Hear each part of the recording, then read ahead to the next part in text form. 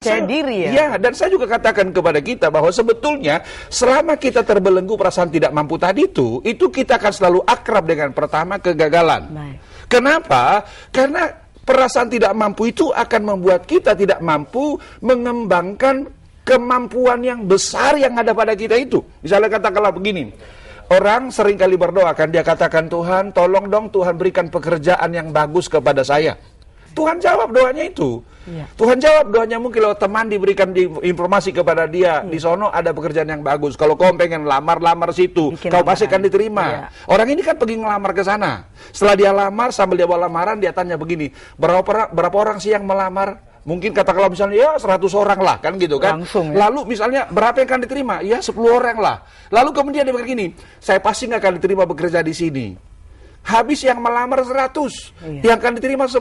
Biasanya kan tambahin begini, apalagi kan saya nggak punya koneksi di perusahaan itu kan. Udah gitu. ciut duluan, Itu. Akhirnya apa? Tapi karena dia sudah bawa lamaran kan gitu kan. Sudah bawa lamaran, kemudian ikut proses, sebulan kemudian ada pengumuman, diumumkan dia nggak diterima. Biasanya orang dengan mudah berkata begini, tuh kan saya bilang juga apa kan, saya nggak diterima kan.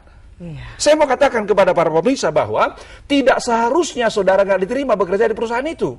Yang membuat engkau nggak diterima ialah, didengar kata-kata saya ini, keyakinanmu bahwa engkau tidak akan diterima. Dan itu kan Alkitabiah. Alkitab bilang apa? Jadilah kepadamu menurut percayamu. Iya. Karena sudah dia percaya bahwa nggak akan nggak diterima beneran. Itu adalah sebuah konsekuensi dari sebuah iman. Nah karena itulah saya melihat bahwa perasaan tidak mampu ini harus dikalahkan. Baik. Karena saya juga melihat tokoh-tokoh Alkitab misalnya ya, kan pada awalnya juga mereka sebenarnya punya persoalan yang sama juga. Baik. Misalnya Yeremia. Yeremia itu ketika Tuhan panggil dia jadi nabi juga, dia menunjukkan perasaan tidak mampu. Dia bilang begini, Tuhan, saya nggak bisa, orang lain lah, saya masih muda.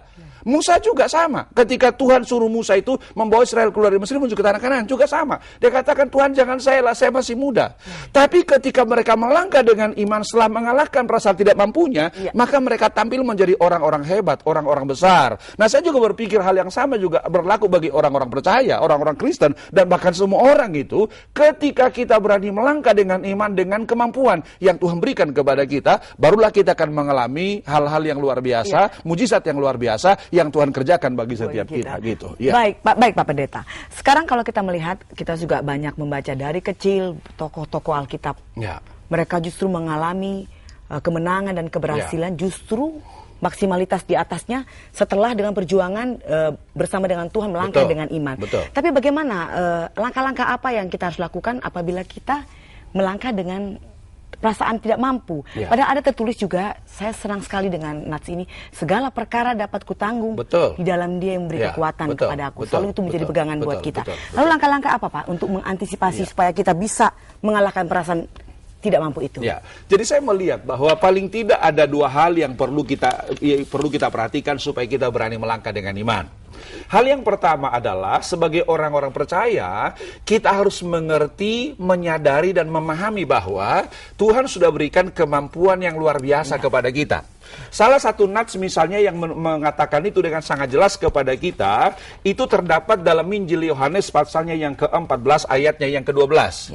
Di sana dikatakan begini oleh Yesus sendiri, Aku berkata kepadamu, sesungguhnya barang siapa percaya kepadaku, ia akan melakukan juga pekerjaan-pekerjaan yang aku lakukan, bahkan pekerjaan-pekerjaan yang lebih besar daripada itu. Jadi dengan kita menyadari bahwa Tuhan sudah berikan kemampuan yang luar biasa kepada kita, maka itu akan membuat kita berani melangkah dengan iman, dan kita akan mengalami kemenangan yang luar biasa. Saya kira begitu, Bu Panda. Ada lagi Pak selain percaya? Nah, hal yang kedua tentunya adalah kita fokus kepada Tuhan, bukan fokus pada masalah. Sering kali kita nggak berani melangkah dengan iman. Kenapa? Kita fokusnya pada masalah. Aduh Pak Pendeta, masalahnya besar sekali. Aduh Pak Pendeta, kesulitannya luar biasa. Sehingga nggak berani melangkah dengan iman. Tapi coba kita lihat Tuhan kita yang hebat itu, maka dia akan memampukan kita melangkah dengan iman, barulah kita akan alami kemenangan yang luar biasa. Percaya dan fokus. Betul, ini semakin menarik saja nih Pak Pendeta. Tapi kita silik dulu yang berikut ini. Pemirsa, kita masih bersama di sini dengan Bapak Pendeta Japarlin. Saksikanlah dulu kidung pujian berikut ini.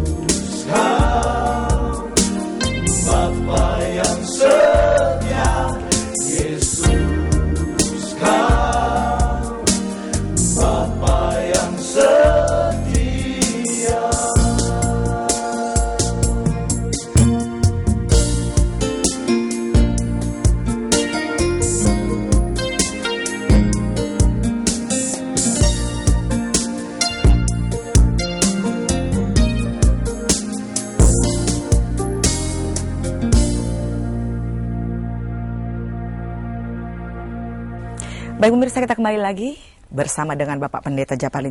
Pak, terakhir tadi kita bicara soal dua hal. Caranya untuk kita mengalahkan perasaan tak mampu tadi, yaitu dengan percaya dan yakin kepada Tuhan dan fokus mata tertuju kepada Tuhan. Itu bagaimana, Pak? Ya, jadi sekali lagi Alkitab kan dengan sangat jelas mengatakan, Yesus menjanjikan bahwa barang siapa percaya kepadaku, dia akan melakukan pekerjaan-pekerjaan yang aku lakukan, bahkan lebih besar daripada itu. Jadi dengan kata lain, tidak ada alasan bagi kita untuk merasa tidak mampu.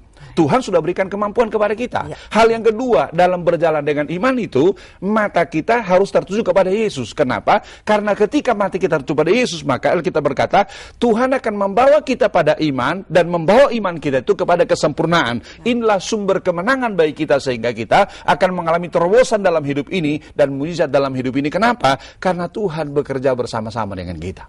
Baik. Saya kira ini hal-hal yang perlu kita pegang sebagai orang-orang percaya. Kebanyakan malah kita tidak tertuju pada Tuhan, tertuju pada masalah. Betul, betul. Malah memang kita tidak mampu ya, Pak, betul, ya. Betul. Baik sekali. Jadi ada dua hal tadi, adalah percaya dan fokus bahwa kita bisa dikasih Tuhan kemampuan. Karena seseorang itu tidak akan diberikan kemampuan kalau memang dia tidak sanggup ya, Pak, ya, memikul segala perkara ya. Betul. Baiklah. Dan bagaimana, Pak? Apakah Bapak punya saran-saran untuk kita pemirsa supaya kita bisa mengalahkan rasa tidak mampu itu, tapi punya percaya diri yang tinggi? Betul. Jadi saran saya adalah pertama bahwa sebagai orang-orang percaya kita harus menyadari Tuhan sudah berikan kemampuan kepada kita. Jadi tidak ada alasan bagi kita untuk merasa tidak mampu. Karena kita yakin itu, maka kita melangkah dengan iman. Jalan saja bersama dengan Tuhan. Arahkan matamu kepada Tuhan, maka Tuhan akan memberikan kekuatan kepadamu. Jadi jangan menyerah, jangan berhenti untuk berharap, jangan berhenti untuk melangkah, maka kemenangan yang luar biasa itu pasti akan menjadi bagian kita, orang-orang yang percaya kepada Tuhan. Saya kira begitu, Bu Panda. Mengalir saja ya, Pak, ya. Betul. Semua sesuatu itu sudah diatur oleh Tuhan yang Maha Baik, ya. Betul. Berarti kita sudah bisa mengambil kesimpulan nih, Pak, semuanya. Betul. Berarti kalau kita ingin melangkah dengan iman, Tuhan memimpin kita di depan, kita tidak takut lagi. Apapun itu, apa yang Tuhan Yesus perbuat, bisa kita laksanakan. Bahkan lebih daripada itu, seperti yang tadi Pak Pendeta katakan. Nah, sekali lagi berarti Pak Pendeta dan pemirsa, kita harus punya rasa percaya diri yang tinggi, mampu melakukan perkara seperti perkara yang dilakukan oleh Tuhan Yesus. Bahkan mata kita jangan tertuju kepada masalah saja, tetapi justru kepada Tuhan yang memimpin kita. Dan bagaimana Bapak kalau misalnya, apakah ada perbedaannya orang yang beriman dengan hanya sekedar iman? Melangkah dengan iman itu berbeda ya, Pak, ya? Dengan sekedar beriman itu bagaimana, Pak? Nah itu dia, tadi kan pemahaman seolah-olah beriman itu pasrah, diam, nggak bikin apa-apa. Padahal kan sebetulnya bukan begitu. Beriman adalah melangkah dengan iman yang Tuhan berikan kepada kita. Itu yang Bapak maksud kalau diam saja itu namanya iman saja. Nah itu dia, itu kan diam saja kan. Orang seringkali merasakan udah diam sajalah, pasrah sajalah, tunggu sajalah, nggak terjadi apa-apa. Standby terus. Nah, itu persoalannya kan. Padahal bukan seperti itu ya, Pak, ya. Baiklah. Seperti yang dikatakan oleh Pendeta Japalin Marbun tadi, pemirsa, ingatlah, melangkahlah dengan iman yang pasti. Karena ingatlah, bagaimana Anda bisa melangkah dengan iman kalau Anda punya rasa gentar, rasa tidak mampu. Padahal Tuhan sudah memberikan Anda kekuatan seperti Gideon tadi.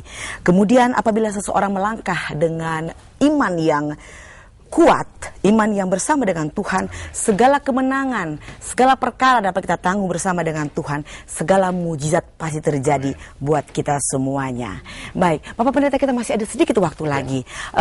Bagaimana dengan orang-orang yang kadang beriman, kadang tidak beriman? Itu bagaimana, Bapak? Nah, itu seringkali itu terjadi karena mereka itu fokus kepada masalah. Karena fokus pada masalah, akibatnya apa? Mereka nggak berani melangkah dengan iman.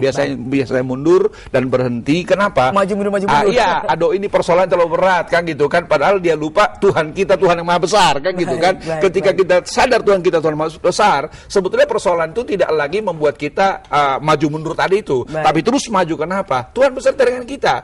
Kalau Tuhan sudah beserta dengan kita, kan Alkitab berkata, jika Tuhan di pihak kita, siapakah lawan kita? Enggak ada. Kenapa? Tuhan sudah kalahkan musuh-musuh kita itu. Jadi saya kira ini yang perlu kita pegang sebagai orang-orang percaya. Lalu apa, Pak, yang membuat orang jadi bisa kadang-kadang punya percaya diri, lalu kadang-kadang dia menjadi ciut kembali, mundur lagi imannya? Itu apa, Pak, yang bikin itu, Pak?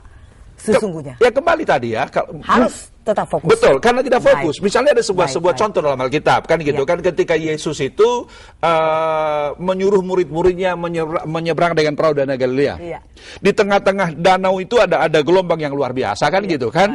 Lalu pertama mereka ketakutan, kan Iya, gitu kan, iya. ketakutan. Tapi kemudian Yesus berkata, datanglah kepada Petrus. Petrus berjalan di atas air itu. Baik. Tapi coba lihat, ketika dilihat masalah, tenggelam dia, kan gitu Baik, kan. Nah baik, ini baik. persoalannya kan. Itulah gitu. kesimpulannya, Ya. kita Betul, melangkah betul, dengan iman betul, ya. betul. Segala mujizat bisa terjadi di dalam Betul. kehidupan kita.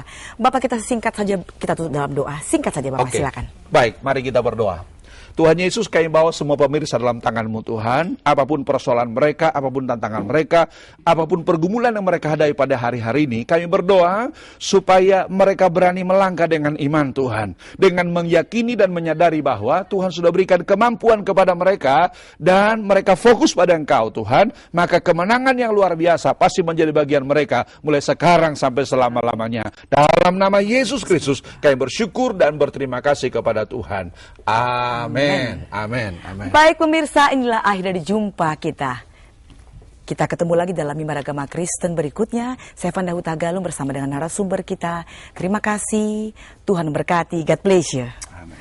Terima kasih Bapak Ya, Pendeta. berkati. Sampai berjumpa lagi. Ya. Tuhan berkati. Itulah Tuhan Allah yang